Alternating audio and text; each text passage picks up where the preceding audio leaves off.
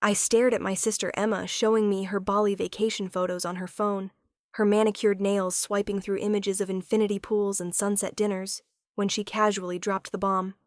So I owe about 40,000 now, but family covers family, right, Sarah? That's when I realized the responsible sister who'd worked 2 jobs through college was about to discover just how deep her sister's betrayal really went. I was 26 years old, sitting cross-legged on my studio apartment floor with a calculator in one hand and a stack of overdue bills in the other. My name is Sarah Mitchell, and let me paint you a picture of my glamorous Tuesday evening. I'd just finished pulling a double shift, bookkeeping at a small accounting firm during the day, then rushing across town to serve fancy appetizers at some corporate event until midnight. My feet were screaming, my polyester uniform smelled like salmon canapes, and I was trying to figure out if I could stretch $17 until Friday. The knock on my door came at nearly 1 a.m. Emma stood there looking like she'd stepped out of a magazine, designer handbag slung over her shoulder, fresh highlights catching the hallway light. My sister had this way of showing up unannounced, like the world naturally revolved around her schedule. "Sarah, perfect timing," she announced, breezing past me without waiting for an invitation. She set down her expensive coffee, the kind that costs more than my lunch budget, and immediately started pulling out her phone. "You have to see these photos from Bali. The trip was absolutely incredible." I automatically started clearing space on my tiny couch, moving aside the bills I'd been organizing.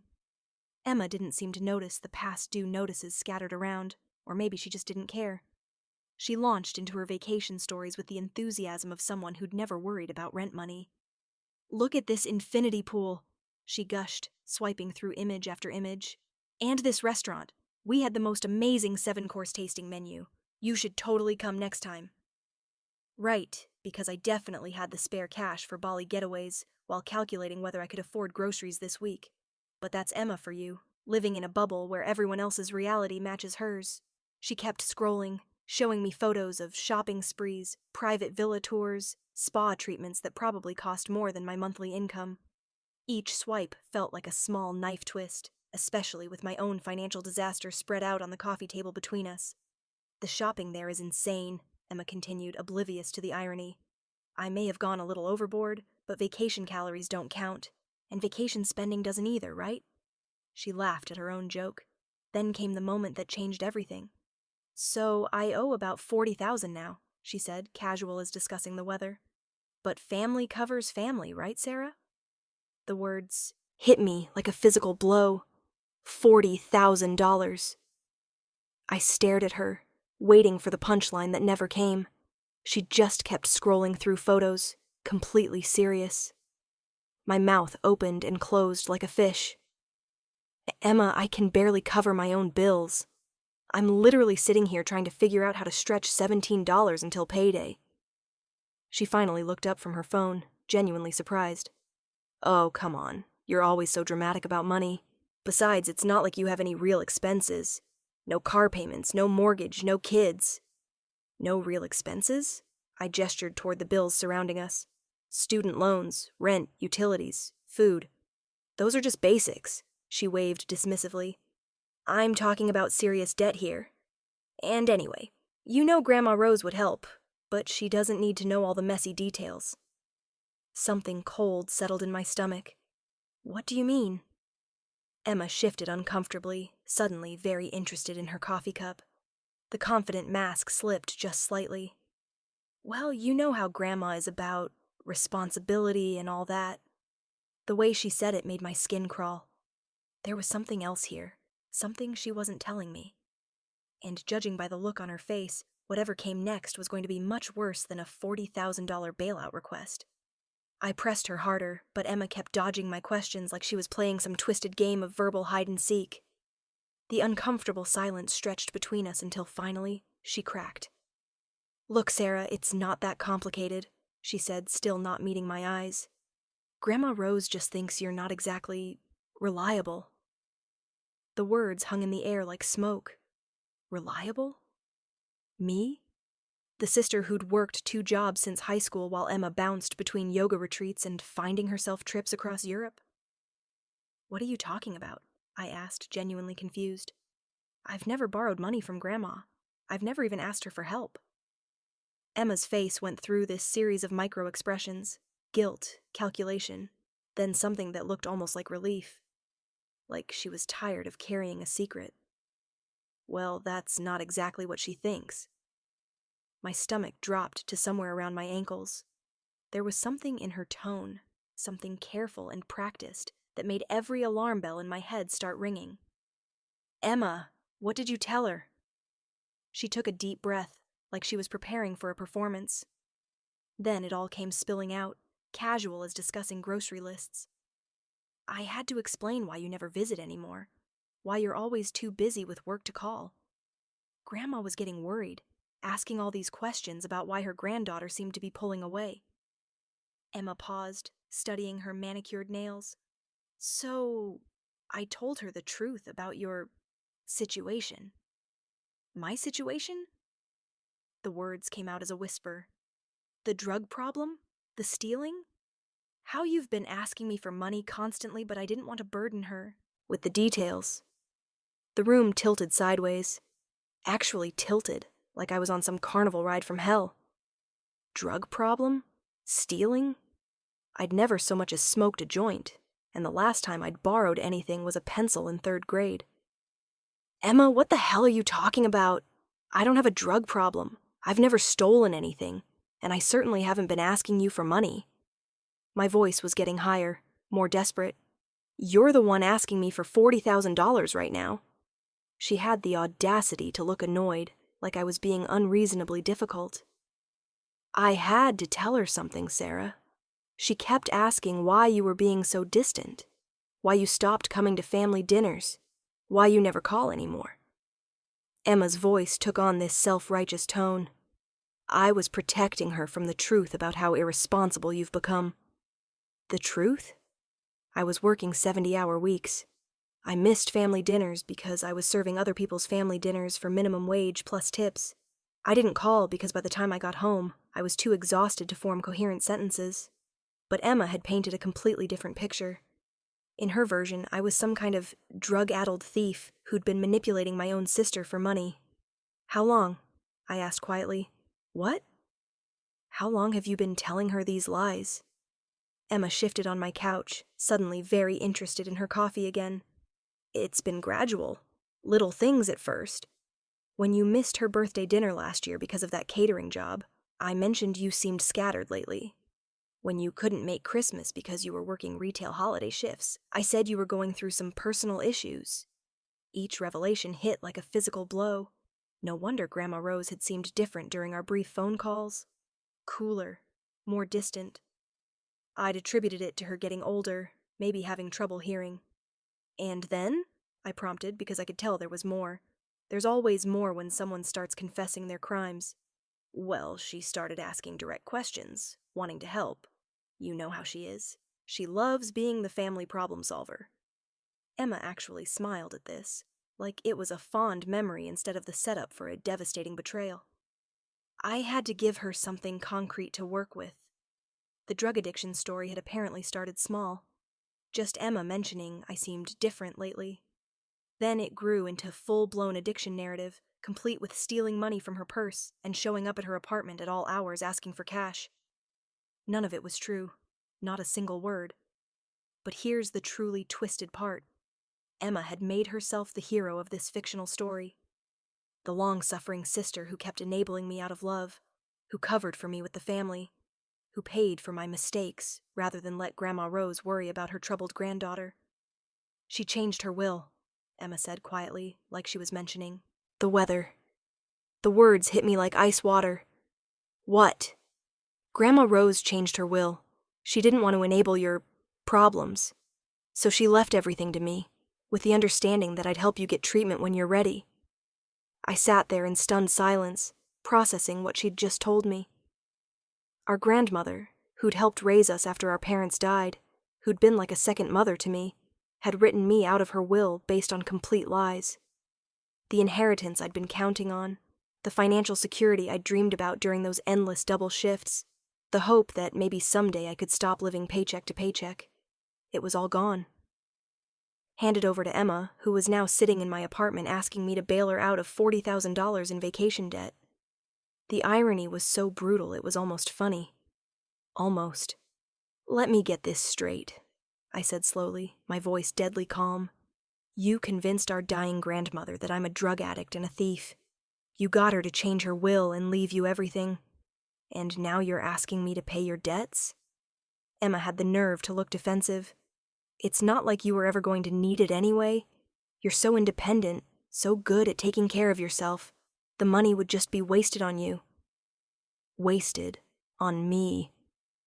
Like having financial security was somehow beneath the responsible sister who'd been working herself to death since she was 16. But Emma wasn't done yet. She had one more knife to twist. "Besides, Grandma's heart condition has gotten so much worse. The doctor says any kind of shock or stress could trigger another attack. Can you imagine what finding out the truth would do to her?" There it was. The final piece of emotional blackmail, wrapped up in a neat little bow. Stay quiet and lose everything, or speak up and potentially kill the woman who'd raised us. Emma stood up, smoothing down her designer dress like she'd just finished a pleasant chat about the weather instead of destroying my entire world. "Think about it, Sarah. I know you'll do the right thing." After she left, I sat alone in my studio apartment, surrounded by bills and the echo of her words. The weight of the choice she'd left me with felt crushing. But as I stared at those overdue notices scattered across my coffee table, something else began to take shape in my mind. Something that would change everything I thought I knew about my family, my grandmother, and what the truth was really worth. 3 days passed before I worked up the nerve to drive to Grandma Rose's house. 3 days of staring at my ceiling at 3 a.m., running every possible scenario through my head like some twisted mental movie marathon. The responsible part of me kept screaming that telling an 82-year-old woman with a heart condition that her favorite granddaughter was a manipulative liar might actually kill her. The angry part of me wondered if staying quiet made me just as bad as Emma. But here's what finally pushed me over the edge. I realized I was broke not because I was irresponsible, but because I'd been carrying the weight of being responsible for everyone else. And Emma had weaponized that against me. Walking up to Grandma Rose's front porch felt like approaching a minefield. Every step could trigger an explosion that would destroy what was left of my family. The house looked exactly the same as always. White shutters, rose bushes that gave her the nickname, the porch swing where she used to read me bedtime stories. She answered the door with a smile that didn't quite reach her eyes. That's when I knew Emma hadn't been completely lying about everything. Grandma Rose was watching me differently, like she was waiting for me to pocket her silverware or ask for drug money. "Sarah, sweetheart, what brings you by?" Even her voice carried this careful distance that hadn't been there before. We sat in her living room, the same floral couch where I'd done homework as a kid, and I watched her watch me. She kept glancing at her purse, then back at me, then at her purse again. My own grandmother was literally keeping an eye on her belongings because of Emma's lies. The rage that hit me was so pure, it was almost cleansing. "Grandma, I need to ask you something, and I need you to be completely honest with me." I took a deep breath. "Do you think I'm a drug addict?" Her face went through about 15 different expressions in 2 seconds.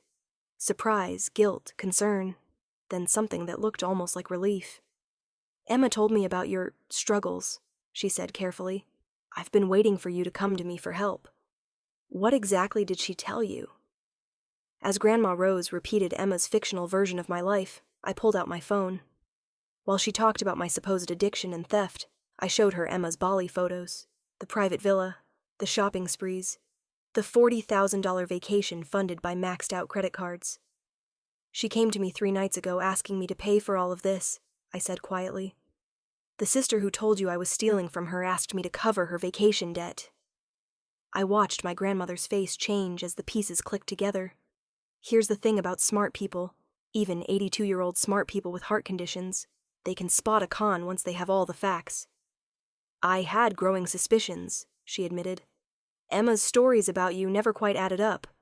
The Sarah I raised doesn't just disappear into drugs and theft." Her voice got stronger, less fragile. "And Emma kept asking such specific questions about my will." Well, isn't that interesting? Turns out my grandmother wasn't the delicate flower Emma had painted her as. Her heart condition was real, but manageable. Her mind was sharp as ever, and she'd been getting suspicious about Emma's helpful updates on my fictional downward spiral. "I never changed my will," she said, watching my face carefully. "I told Emma I was considering it to see how she'd react." Her response was educational. The relief that flooded through me was so intense I almost cried. But the best part was yet to come. 6 months later, I was sitting in my new apartment, bought with an early inheritance gift from a very much alive grandmother who wanted to watch me enjoy it. When Emma called asking for help with her mounting debt collection problems, I discovered something magical about the word no. Turns out setting boundaries feels amazing once you get the hang of it. Who would have thought? "I never changed my will," she said, watching my face carefully. "I told Emma I was considering it to see how she'd react. Her response was educational." The relief that flooded through me was so intense, I almost laughed, almost cried. Maybe both at the same time. My grandmother had been testing Emma all along. Every concerned question about my addiction had been bait. Every worried comment about my stealing had been a trap. And Emma had walked right into it, enthusiastically volunteering more lies with each conversation. "I've been wondering when you'd finally come talk to me directly," Grandma Rose continued. Her voice was getting stronger by the minute. Less fragile old lady, and more sharp-minded woman who'd raised 2 granddaughters through their teenage years. "Emma kept insisting you were too ashamed to face me. That struck me as odd, considering you've never been ashamed of anything in your life." She was right. I'd faced down angry customers, impossible work schedules, and ramen noodles for dinner 6 nights running. Shame wasn't exactly my default setting. "Your sister made one crucial mistake," Grandma Rose said, settling back into her chair like she was enjoying herself. "She assumed I was too old and sick to notice inconsistencies. Turns out Emma had been a little too creative with her storytelling. The dates didn't match up. The details kept changing. And most damning of all, Emma kept pushing for information about the inheritance while expressing such deep concern for my well-being. So what happens now?" I asked. "Now you get what you've earned through years of hard work and honesty. Emma gets to figure out her own mess." Grandma Rose reached over and patted my hand. "And I get to watch you finally stop killing yourself trying to fix everyone else's problems." 3 months later, I was signing papers on my own apartment. Not a studio. Not a place where I had to choose between groceries and utilities. An actual 1-bedroom with a separate kitchen and everything. The timing was perfect, too, because that's exactly when Emma called. "Sarah, I really need help. The debt collectors are—" "No." Silence. Emma had probably forgotten that word existed in conversations with me. "What do you mean, no?" "I mean no. N-O. The opposite of yes." I was smiling so wide it probably came through in my voice. "Good luck with everything, Emma." I hung up and turned off my phone. Boundaries, it turns out, feel absolutely incredible once you stop being afraid of them. Sometimes the best thing you can do for family is teach them what accountability looks like.